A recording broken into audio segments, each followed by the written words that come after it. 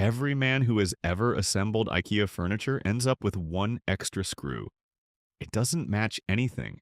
It wasn't in the instructions. It has no known purpose. This is the story of how that screw got there. It started on a Saturday morning. You had plans. Maybe watch the game.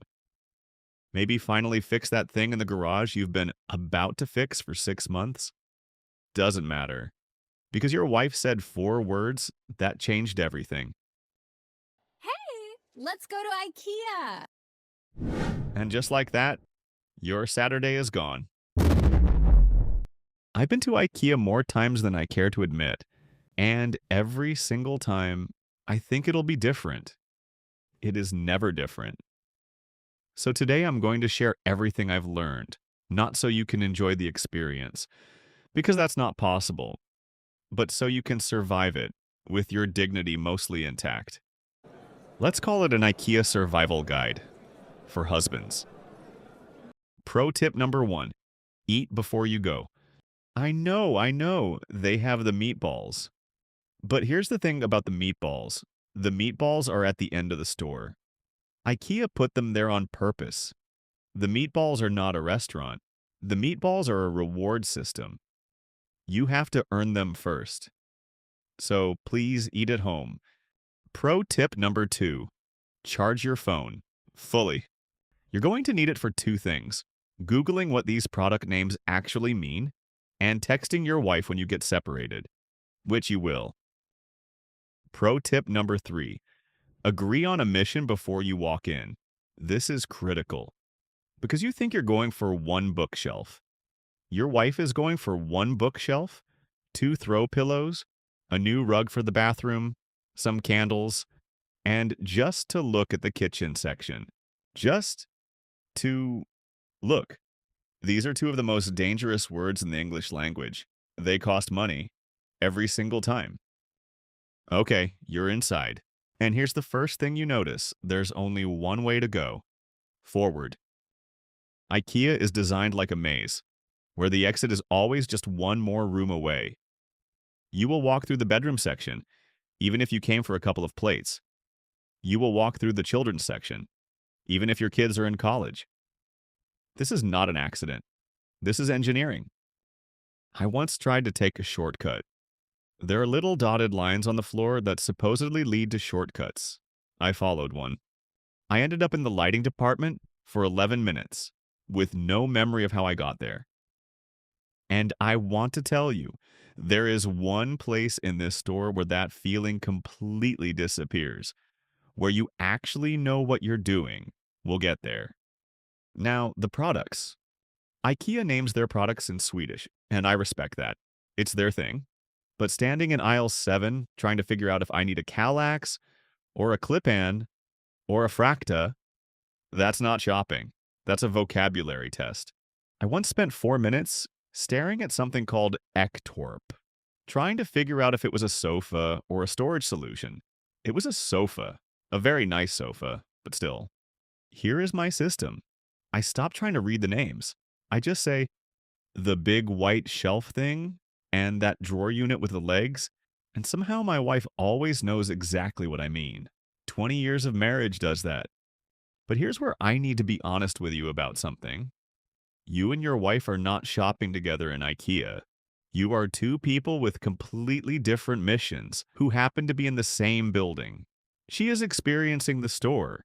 She wants to walk through every room display, sit on at least 3 sofas, hold the throw pillows up to the light, and take mental notes for a future reorganization of rooms you didn't know needed reorganizing. You want to find the thing, pick it up, and leave. These 2 missions are not compatible. What actually happens is this. For the first 20 minutes, you walk together. Then she stops at a display kitchen and starts opening cabinet doors thoughtfully. You stand there for about 90 seconds. Then you say, I'm just going to check something, and you wander off. You end up in the tools section, looking at a $4 hex wrench set, wondering if you need it. You do not need it. You buy it anyway. 20 minutes later, you get a text. Where are you? You have no idea where you are. Everything looks the same. You text back, near the shelves. She responds, which shelves? This is a fair question because you are surrounded entirely by shelves. This is all shelves. This entire country is shelves.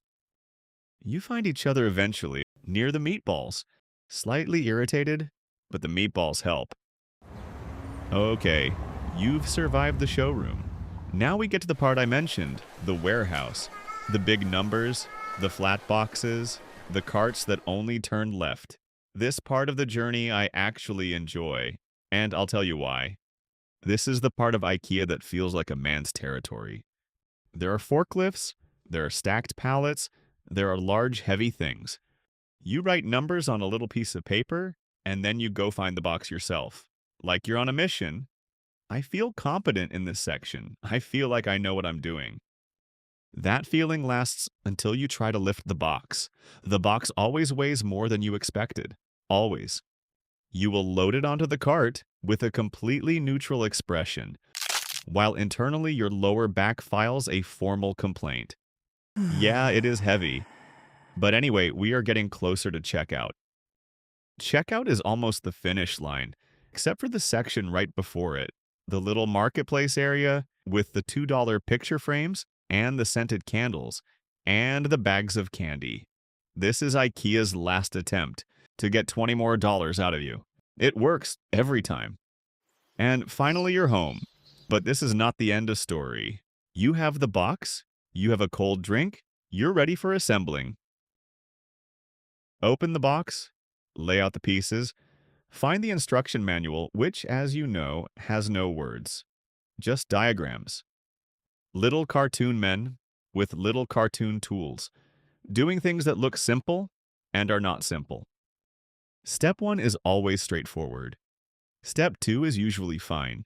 Step 3 is where things get philosophical. There's always one step that makes no sense. You stare at it, you rotate the manual, you stare at it from the other direction.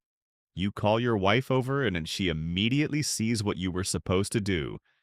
And you say, yeah, I was just about to do that. The dowels.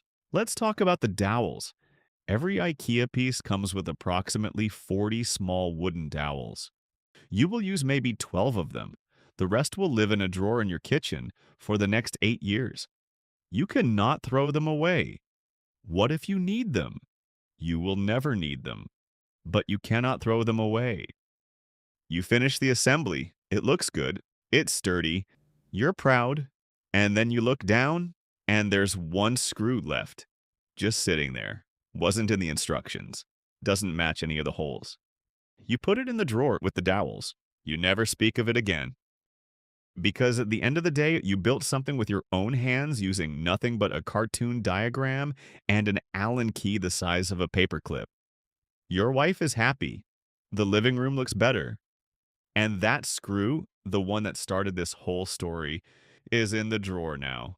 It doesn't go anywhere. It doesn't do anything.